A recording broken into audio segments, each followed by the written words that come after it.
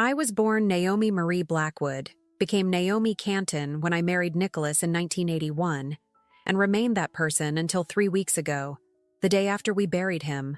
I'm 68 years old with arthritic hands that still remember how to bake the sourdough bread my son Brandon used to beg for on Sunday mornings, and the way my daughter Melissa's hair felt when I braided it for elementary school. I'm telling you this so you understand that before everything collapsed, I was simply a mother who believed she had raised good children. Nicholas's cancer took 14 months to kill him. Pancreatic. The silent executioner that gives you just enough time to put your affairs in order but not enough time to actually live with the knowledge. We kept it quiet at first, just between us. Our children were busy with their own lives. Brandon with his financial consulting career in Boston that seemed to require him to miss every major holiday, and Melissa with her perpetually failing wellness businesses in Denver that somehow always needed another investment from Dad. They don't need this burden yet, Nicholas had said, staring at the ceiling of our bedroom, the morphine making his words slur slightly. Let them live their lives a little longer without this shadow. I nodded because I loved him, but I knew better. I knew our children. When they finally arrived at our modest farmhouse on the outskirts of Millfield, Pennsylvania, the same house where they'd grown up, where Nicholas and I had built Canton family orchards from 20 acres of neglected apple trees into one of the most respected organic fruit operations in the state, they didn't come with comfort. They came with questions about the will. "Mom, I'm just trying to be practical," Brandon said, his voice taking on that condescending tone he'd perfected sometime after his first six-figure bonus. We were sitting at the kitchen table, Nicholas asleep upstairs, when he first broached the subject. "The medical bills must be piling up. Have you two considered downsizing? The business can't be easy for you to manage alone." Brandon had left Millfield at 18, declaring small-town Pennsylvania as suffocating as the soil that had paid for his education. He'd visited only when absolutely necessary, usually staying in a hotel rather than his childhood bedroom, because the country air aggravates my sinuses. But suddenly, during his father's final weeks, he developed a profound interest in the family business that had embarrassed him throughout his adolescence. Melissa arrived 3 days later, bringing with her 6 suitcases and the scent of expensive failure. 5 wellness ventures in 8 years, each one launched with her father's money, each one abandoned when it required actual work. But she hugged Nicholas with genuine tears and slept beside his bed the night before he passed, which is why I still struggle with what came after. The funeral was small, just as Nicholas would have wanted. He was buried on a hillside overlooking the orchards where the spring blossoms were just beginning to show. I stood between my children as they lowered him into the ground, Brandon's arms stiff around my shoulders, Melissa openly weeping into a monogrammed handkerchief I'd never seen before. "He's at peace now," the pastor said, and I wondered if that was true, or just something people say when someone dies after long suffering. Nicholas and I weren't religious, but we'd maintained the social convention of occasional church attendance. Enough that Pastor Williams knew to focus on Nicholas's love for the land rather than any heavenly reward. What I remember most about that day was the silence afterward. The house echoed with it as people dropped off casseroles and spoke in hushed tones about Nicholas's kindness, his integrity, how he'd helped Mr. Peterson save his dairy farm during the recession or employed the Wilson boys when they needed summer work. Nobody mentioned how he'd built our business from nothing while raising 2 children who seemed to have inherited none of his values. "I made up the guest rooms," I told Brandon and Melissa that evening as the last visitors left. "I thought we could spend tomorrow going through some of your father's things together." "About that, Mom," Brandon said, setting down his whiskey glass with a precision that reminded me of his father. "Melissa and I have been talking, and we think it's best if we settle things quickly. We both need to get back." "Settle things?" "The estate," Melissa clarified, scrolling through her phone. "The house, the business. Brandon and I need to figure out the next steps." I'd expected grief from my children, perhaps some reminiscing about their father. What I got instead was a boardroom meeting. Brandon opened his laptop on the dining table where we'd celebrated their birthdays, their graduations, their departures. "Dad spoke to me about this last year," he said, not meeting my eyes. "He was worried about you managing alone. The business needs modernization, investment. The house is too much for someone your age." "My age," I repeated, the words tasting bitter. "I've managed this orchard alongside your father for 40 years. "And you've done wonderfully," Melissa said in the same voice she used when selling overpriced vitamins to desperate women. "But it's time to think about your future, Mom. A retirement community would give you friends. Activities. I have friends. I have activities." My voice sounded distant even to my own ears. "This is my home." "It's all of our home," Brandon corrected. "And Dad left the business to Melissa and me in the will. He wanted us to take care of you, but he knew the business needed younger management." I stared at my son, this stranger in expensive clothes who thought he knew anything about the earth that had fed him, the trees his father had nursed through drought and blight and frost. "Show me the will." He slid a document across the table. Not our family lawyer's letterhead, but something printed on Brandon's corporate stationery. Nicholas's signature looked wrong somehow. Too perfect. Too steady for a man whose hands had trembled with pain for months. "You had him sign this while he was on morphine?" The rage that rose in me then was something primal. Something I hadn't felt since I watched a fox try to steal into our chicken coop when the children were small. I'd chased it off with a broom, and the kind of fury that comes from protecting what's yours. "He was lucid," Brandon insisted. "He wanted us to have a fresh start with the business. There's a developer interested in the land." "Developer?" "For a luxury housing community," Melissa explained, her eyes bright with the prospect of money. "They'll pay $7 million, Mom. We can all start fresh." Fresh. As if the life Nicholas and I had built was something stale, something to be discarded. As if the legacy of Canton family orchards, our sustainable farming practices, our refusal to sell to the big grocery chains that would squeeze our workers, our annual donation of 10% of our crop to the local food banks, was nothing compared to the prospect of cookie-cutter homes for wealthy weekenders from Philadelphia. "Your father would never sell this land for development," I said, my voice steadier than I felt. "And I didn't sign anything." "You don't need to," Brandon explained with practiced patience. "The business was in Dad's name. The house, too. Pennsylvania isn't a community property state." I knew then that they had planned this, not just after Nicholas fell ill, but perhaps before. How long had my son been waiting for his father to die so he could liquidate our life's work? How many times had Melissa called not to check on Nicholas's health, but to ensure their plan was still in motion? "I need time," I said, standing up. "I'm going to bed.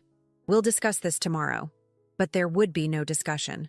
While I lay awake in the bed I'd shared with Nicholas, staring at the ceiling and listening to the familiar creaks of our old farmhouse, my children were making their final preparations.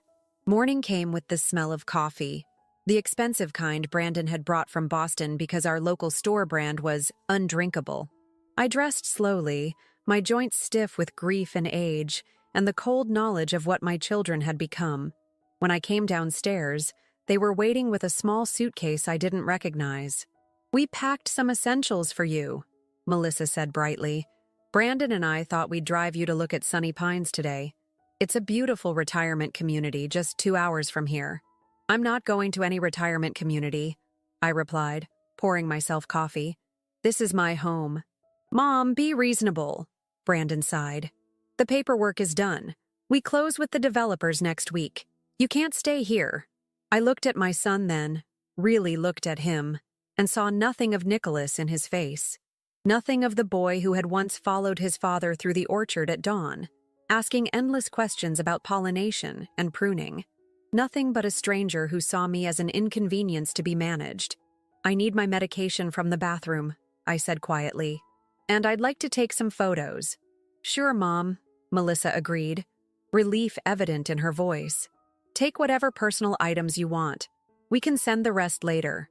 I moved through my home one last time, touching the worn banister Nicholas had sanded and revarnished every 5 years, the quilt my grandmother had made that draped across our bed, the window seat where I'd read stories to my children on rainy afternoons.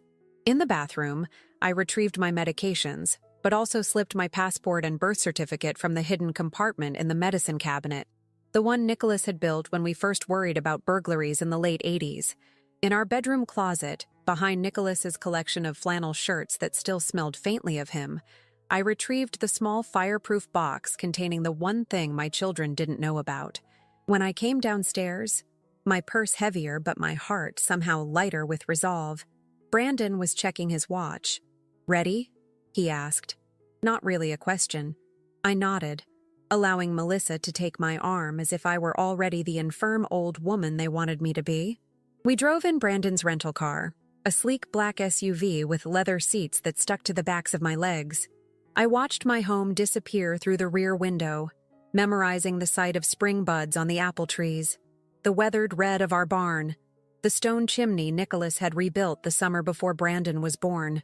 We drove past Millfield's small downtown, past the elementary school where I'd volunteered, past the community center where I still taught quilting on Wednesday evenings.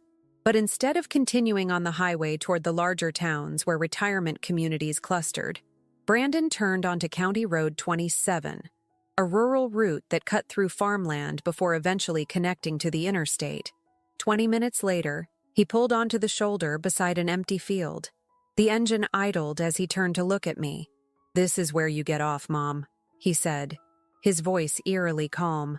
"The house and business are mine now." "What?" Melissa at least had the decency to look confused. "Brandon, what are you doing?" "What we discussed," he snapped. "Mom's not going to make this easy. She'll contest the will, make scenes, embarrass us with the developer. This is cleaner. But she has her medication, some clothes. There's a gas station about 5 miles up. She can call one of her quilting friends." He reached across me to open my door. "Get out, Mom." I looked at my son, searching for any sign of the child I'd loved, and found nothing. Then I turned to my daughter, whose wide eyes darted between us, her mouth opening and closing like a fish. "Melissa?" I asked, but I already knew. She'd go along with him. She always had. "I'm sorry, Mom," she whispered. "It's just, we need this money. I have debts." I nodded once, gathered my purse and the small suitcase they'd packed, and stepped out onto the gravel shoulder. The spring air was cool, scented with fresh earth and the promise of rain later.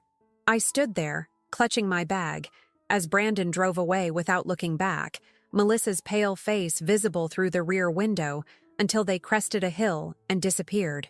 No phone, no money, or so they thought. Just my name and what they didn't know I still owned. And that's when I realized I wasn't alone. I was free. Free from pretending these people deserved my love simply because I had given them life. Free from the weight of maternal obligation to children who saw me as nothing but an obstacle. I started walking, not toward the gas station Brandon had mentioned, but toward a future they couldn't imagine. In my purse was my passport, my medication, and a deed. The original deed to 20 acres of land in my maiden name, purchased before I married Nicholas, before Canton Family Orchards expanded. The most profitable 20 acres as it happened, which included water rights that any developer would need. My children thought they'd left me with nothing. They were about to learn how wrong they were. The walk to town took nearly 2 hours. My shoes, sensible flats I'd worn for my husband's funeral, weren't made for country roads. By the time I reached Miller's Gas and Grocery at the edge of Millfield, my feet were blistered, and the afternoon sun had burned my neck. I didn't care. Pain has a way of clarifying things, and with each step, my purpose had crystallized. I didn't go inside immediately. Instead, I sat on the bench outside, watching pickups and sedans come and go. Normal people living normal lives who had no idea that Naomi Canton, who'd judged their apple pies at the county fair for 20 years, had just been abandoned like roadkill by her own children. Mrs. Canton? I looked up to see Ray Miller himself, third-generation owner of the store, wiping his hands on his apron. "You all right? You're looking a bit peaked." "Just resting, Ray. Been a long day." He nodded, glancing at my suitcase. "Real sorry about Nicholas. He was a good man." "Yes, he was." I straightened my spine. "Ray, could I use your phone? I seem to have forgotten mine."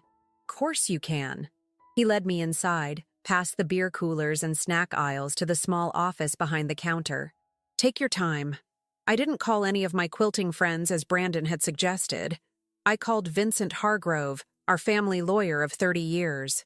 Naomi, I tried reaching you yesterday. I was surprised not to see you at the reading. My hand tightened on the receiver. What reading? Vincent was silent for a moment. The will reading. Your son presented a document, but I had concerns. I've been trying to contact you. I've been indisposed, I said, my voice steady despite the rage building inside me. Vincent, I need your help, and I need discretion. You have both. My office, 1 hour? I'll be there. I bought a cheap prepaid phone with cash I kept hidden in a compartment of my purse. Emergency money Nicholas had insisted we both carry after getting stranded with a flat tire years ago. I also purchased a bottle of water and a sandwich I had no appetite for. Ray refused to take my money. On the house, Naomi. You need anything else, you just ask. His kindness nearly broke me. Nearly.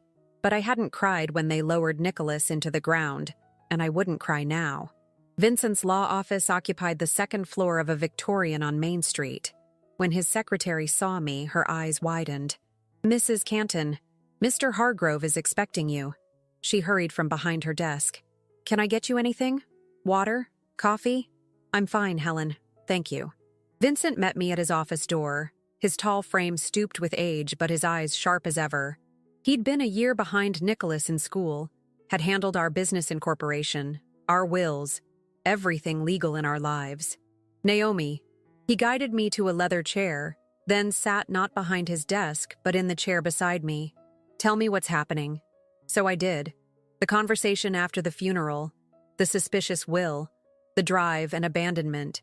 With each detail, Vincent's expression darkened. The will they showed you, he said when I finished, was not the will Nicholas and I prepared last year. Their document is a forgery. I suspected as much. I opened my purse and removed the fireproof box. From it, I withdrew the deed to the original 20 acres. They don't know about this. Vincent examined the deed, nodding slowly. Smart? Very smart. You two were always thinking ahead. Nicholas suggested putting this portion in my maiden name when we first expanded. Insurance, he called it, in case the business ever failed. And now it's insurance of another kind. Vincent placed the deed carefully on his desk. What do you want to do, Naomi? I met his eyes. I want my home back. I want the business my husband built. And I want my children to understand exactly what they've done. Vincent didn't flinch at the coldness in my voice. Instead, he nodded. Let's start with a place for you to stay tonight. My sister's B&B has a vacancy. Tomorrow we'll begin the legal work. No. I shook my head. I need to move faster than that. The developer is closing next week. Understanding dawned in Vincent's eyes. You're not planning to just go through the courts. Courts are for people with time, Vincent. I have a better idea. That night, in the floral-papered comfort of Rose Hill Bed and Breakfast, I made my first call. Not to my children. They could wonder where I was, whether I'd reached town or collapsed on the roadside. My call was to Harold Winters, the regional manager of Pennsylvania Trust Bank, where Canton Family Orchards had done business for decades. Mrs. Canton, I'm so sorry about your husband. Thank you, Harold. I'm calling because I've discovered some concerning transactions, and I need your help to protect what's left of our business. My second call was to Martin Adams, the agricultural extension agent who'd worked with us for 15 years.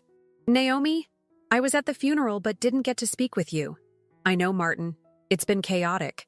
Listen, I need information about a potential development on farmland in the county. My third call was to Sophia Delaney, editor of the Millfield Gazette and Nicholas's second cousin. Ellie, how are you holding up? I've been worried. I'm managing, Sophia, but I think there's a story you might be interested in. About developers, protected agricultural land, and inheritance fraud. By midnight, I had made 7 calls, each one a strand in the web I was weaving. Outside my window, the quiet streets of Millfield slept peacefully, unaware that Naomi Canton, always the peacemaker, always the nurturer, was planning war. In the morning, I met Vincent at his office with a legal pad full of notes. I need you to freeze the business accounts, I told him. And I need you to file an emergency injunction on any sale of the property based on the fraudulent will. Vincent reviewed my notes, his eyebrows rising. This is comprehensive. I had 40 years with Nicholas. I know every contract, every client, every detail of that business. I leaned forward, and I'm going to use all of it. Your children won't take this quietly. I'm counting on it. By noon, the pieces were in motion. Vincent had filed the emergency injunction. Harold had frozen the business accounts pending investigation of suspicious activity. Martin had contacted the environmental board about protected wetlands on the proposed development site. Wetlands that happened to be on my 20 acres. I sat in Vincent's office, watching the clock tick toward 1 p.m., when my children would discover that their carefully constructed plan had hit its first obstacle. My phone rang, the new prepaid one whose number they shouldn't have known. But Vincent had made sure they'd gotten it. I let it ring 4 times before answering, my voice calm. "This is Naomi." "Mom!" Brandon's voice crackled with barely contained fury. "What have you done?" I smiled, though he couldn't see it. "I've only just begun." "Mom, be reasonable." Brandon's voice hardened through the phone. "You can't just freeze accounts and file injunctions. Do you have any idea what you're doing to our deal?" "Your deal," I corrected. "Not mine, not your father's." "Where are you?" Melissa cut in, her voice shrill. Brandon had clearly put me on speaker. "We've been worried sick." The lie hung between us like a poisoned cloud. They hadn't called the police, hadn't contacted friends. They'd been too busy finalizing their betrayal. "Worried that I survived?" I asked, my voice perfectly level. "Worried that I didn't conveniently disappear?" "That's not fair," Melissa whined. "Brandon made a mistake." "Shut up, Melissa," Brandon snapped. I smiled into the phone, already fracturing. "Listen carefully. I'm giving you one chance to walk away with something. Withdraw your fraudulent will. Sign the business and house back to me. In return, I'll give you each a one-time payment of $50,000. After that, we're done." Brandon laughed, an ugly sound. "You're delusional. You have nothing. The will is legal." "The will is a forgery," Vincent interjected, leaning toward the speakerphone on his desk.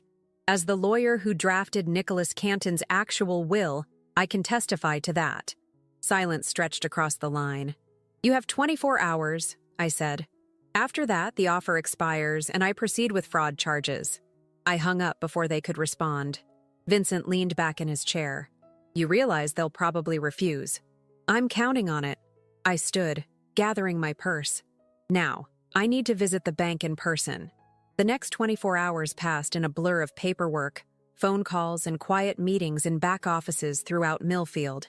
People who had known me for decades, known us, Nicholas and me, stepped up with information, signatures, and support.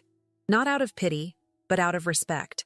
And perhaps a touch of relish at seeing the Canton children, who had abandoned their hometown for shinier places, get their comeuppance. By evening, I'd moved into a small apartment above Lucille's bakery.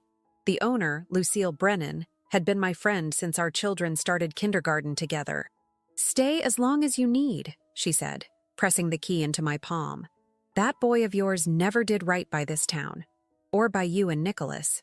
I slept surprisingly well that night, lulled by the familiar smells of bread and pastry rising from below. In the morning, I dressed in clothes Lucille had lent me, a pair of jeans and a sweater that fit well enough, and prepared for war. At precisely 9 a.m., when the deed office opened, I filed paperwork asserting my ownership of the original 20 acres, property that included the main house, the barn, and most critically, the water access that any developer would need. At 10 a.m., I met with the Agricultural Board about conservation easements Nicholas and I had quietly put in place years ago, restrictions that would make development nearly impossible even if Brandon somehow managed to sell. At noon, I sat with Sophia in the Millfield Gazette office, providing documentation for a story headlined, "Local Orchard at Center of Inheritance.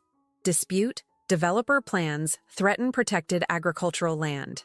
By 2 p.m., my phone was ringing again. "The offer's off the table," I said by way of greeting. "Mom, you're making a terrible mistake." Brandon's voice had lost its edge of superiority, replaced by something closer to panic. "The developer's lawyers are threatening to sue if we can't deliver as promised." "That sounds like your problem." "Our problem," Melissa broke in. Mom, please. I used the advance to pay off some debts. If this falls through, I'll be ruined. You should have thought of that before leaving me on the side of the road. That was Brandon's idea, she cried. I didn't know until we were already driving. The betrayal between them gave me no satisfaction. Nothing about this gave me satisfaction, only a cold, necessary sense of justice being served. The bank statements show you withdrew $50,000 3 days before your father's funeral, Melissa. I kept my voice clinical, detached. Planning your fresh start already, were you? She began to sob, dramatic heaving cries I'd heard countless times when she didn't get her way. It's too late for tears, I continued. Vincent will send over the paperwork. You both sign, renouncing all claims to Canton Family Orchards and the house. In return, I won't press charges for fraud, attempted elder abuse, and theft. And the $50,000? Brandon asked, his businessman's mind still calculating. That offer expired, I replied. You get to stay out of jail, that's all. I hung up, set down the phone, and stared out the window of Vincent's office at the town where I'd spent my entire adult life. Across the street, the farmers' market was setting up, just as it did every Thursday. People moved about their business, greeting neighbors, examining produce, living normal lives where children didn't abandon mothers on roadsides. They'll fight, Vincent said, setting a cup of tea beside me. Let them. I didn't touch the tea. I have one more call to make. I dialed a number I'd memorized decades ago but rarely used. Robert? It's Naomi Canton. I think it's time I called in that favor. Robert Wilson had been Nicholas's roommate at Penn State before either of them met me. They'd remained friends even after Robert moved to Philadelphia to start what would become one of the largest real estate law firms in the state. 30 years ago, Nicholas had loaned Robert money when his first firm collapsed. Money that helped rebuild a practice now known for destroying predatory developers. Naomi. His voice was warm with recognition. I've been meaning to call since I heard about Nicholas. I'm so sorry. Thank you, Robert. I need your help with a situation. I explained everything. The forgery, the abandonment, the developer. Robert listened without interruption, and when I finished, the silence stretched so long I thought we'd been disconnected. I'll be in Millfield tomorrow morning, he finally said, his voice tight with controlled anger.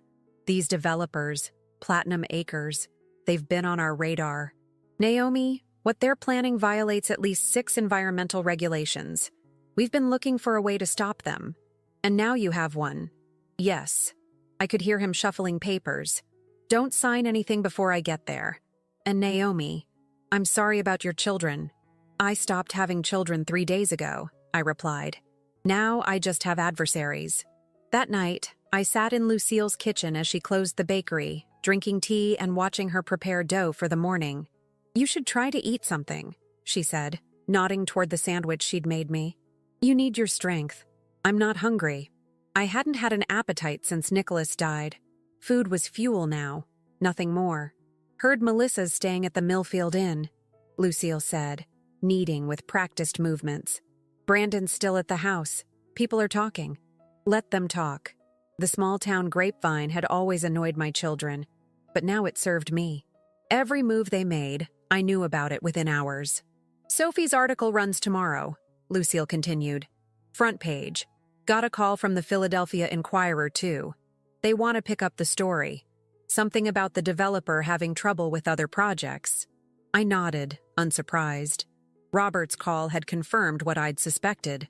Platinum Acres had a pattern of targeting vulnerable landowners, particularly the elderly, with promises they never intended to keep.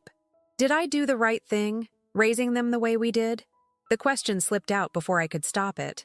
Not sentimentality, but a genuine curiosity about where I had failed. Lucille's hands stilled in the dough. You and Nicholas were good parents, Ellie. Some people just turn out rotten, no matter the soil they're planted in. I accepted her answer with a nod, pushing away the useless question. It didn't matter anymore. The past was buried with Nicholas. Only the future and my revenge remained. Morning brought Robert Wilson, impeccably dressed in a suit that probably cost more than 3 months of Canton Orchard profits, striding into Vincent's office with 2 associates trailing behind him. Naomi. He embraced me briefly, then immediately turned to business. We've filed injunctions against Platinum Acres in 3 counties already. Now we add yours to the list.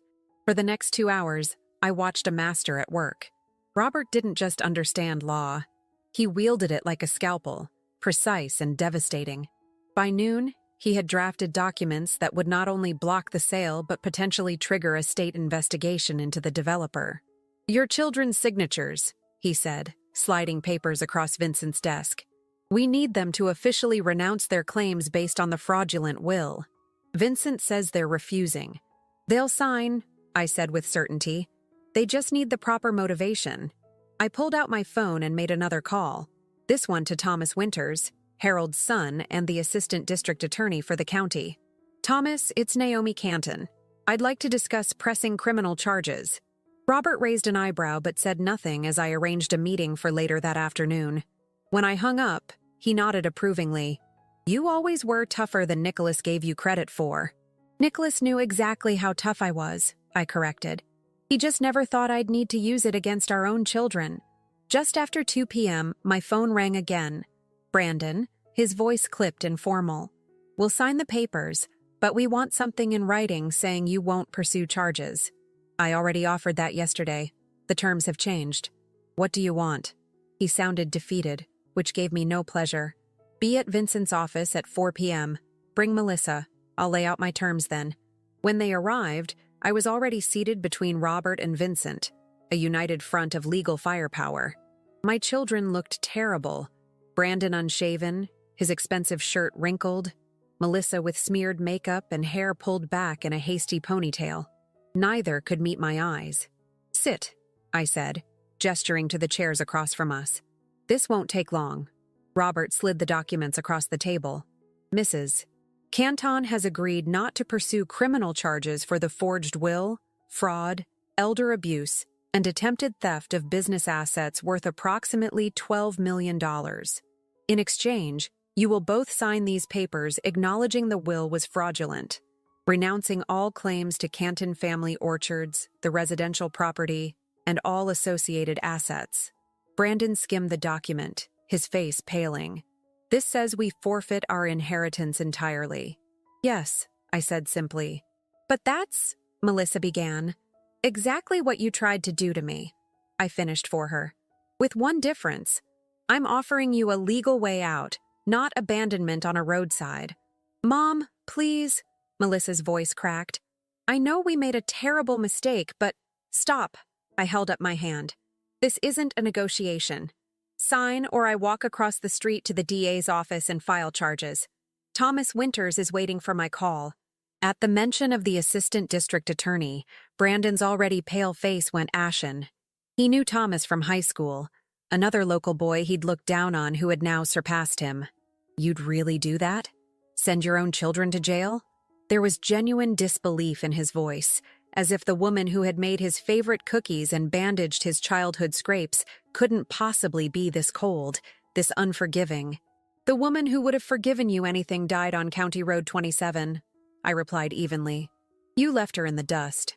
Brandon looked away first, then reached for the pen Vincent offered. His signature was shaky but legible. Melissa took longer, tears dropping onto the paper as she signed her name. What happens now? She asked in a small voice. Now you leave Millfield, I said, gathering the signed documents. Both of you. Today.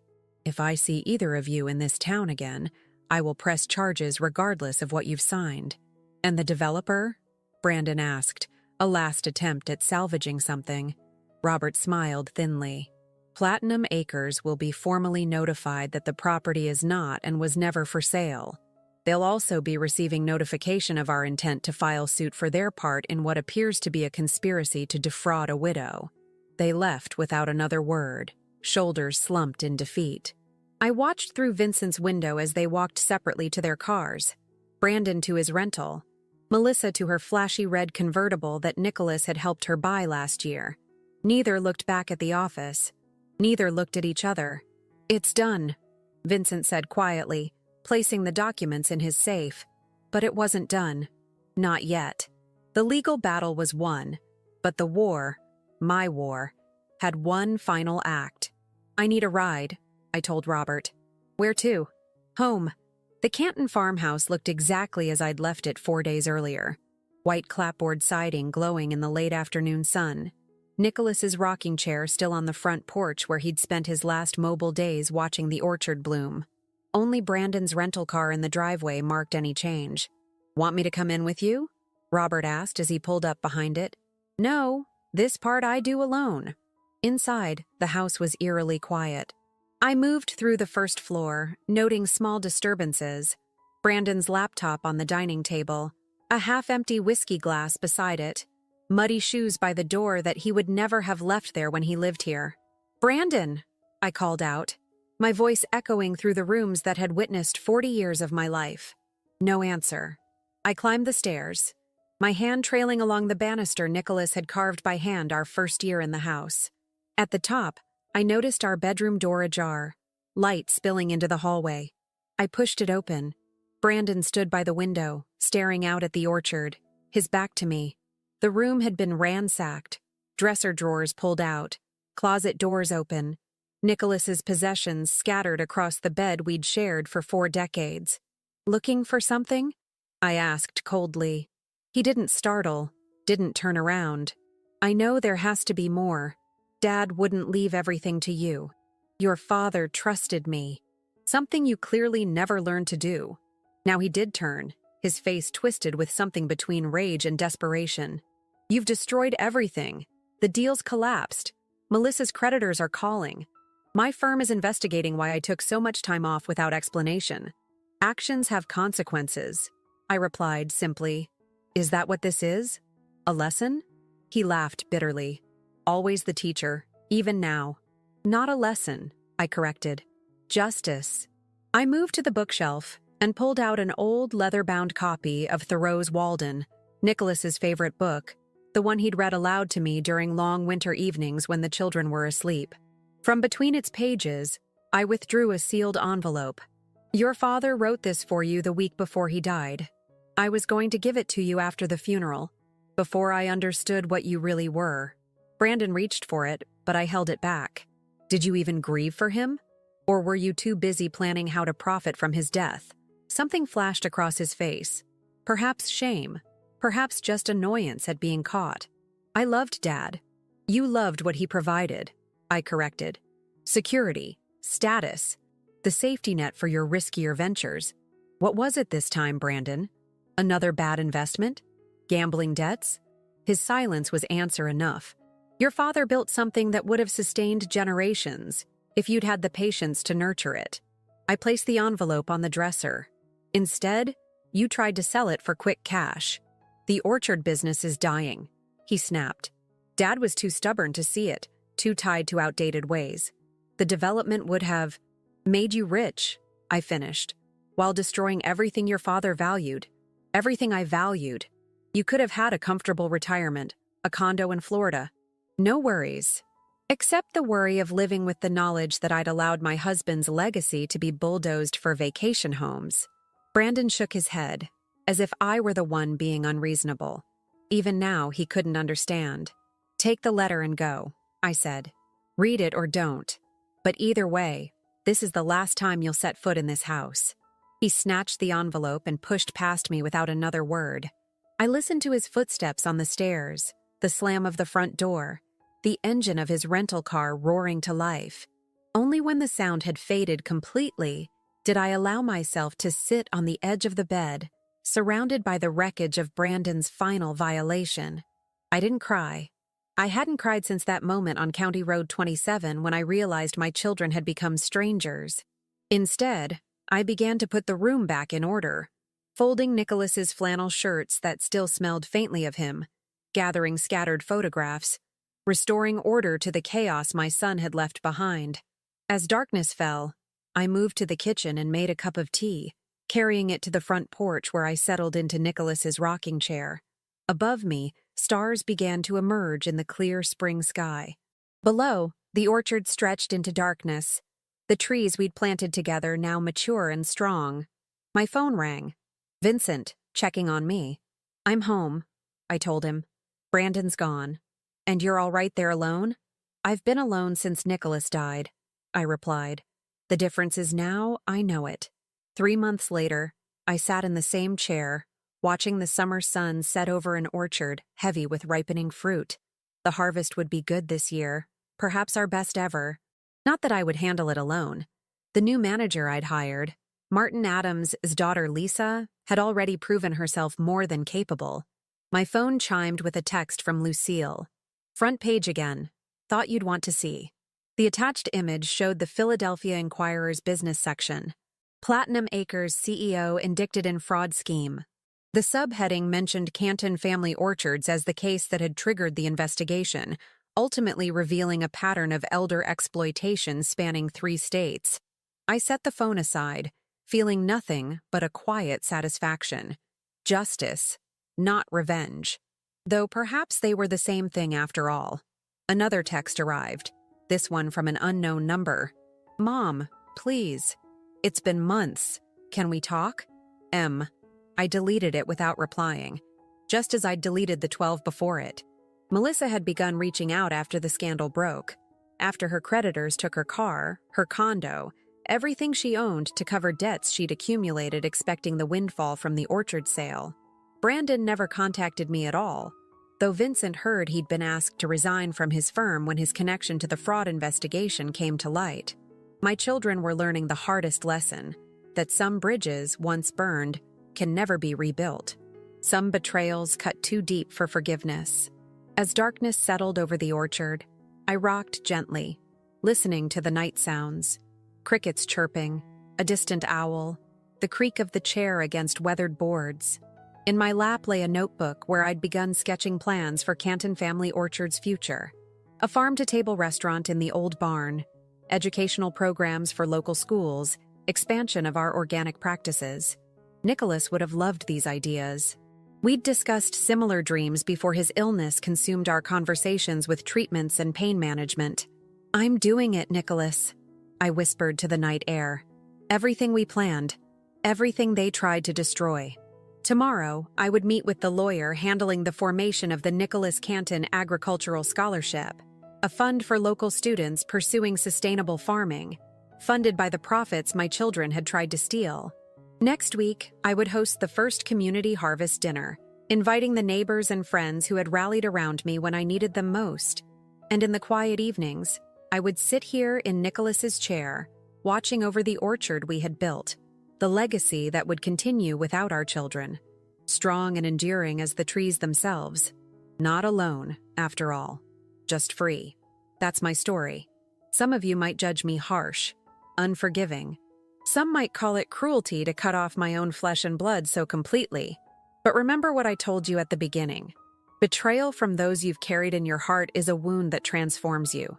It burns away sentimentality and leaves something harder, clearer in its place. My children made their choice that day on County Road 27. I made mine every day after. Don't forget to subscribe to the channel and comment where you're watching from. Maybe share what you would have done in my place. Would you have forgiven? Or would you, like me, have chosen justice instead? Either way, remember this. Some people mistake kindness for weakness until they discover too late what strength truly looks like.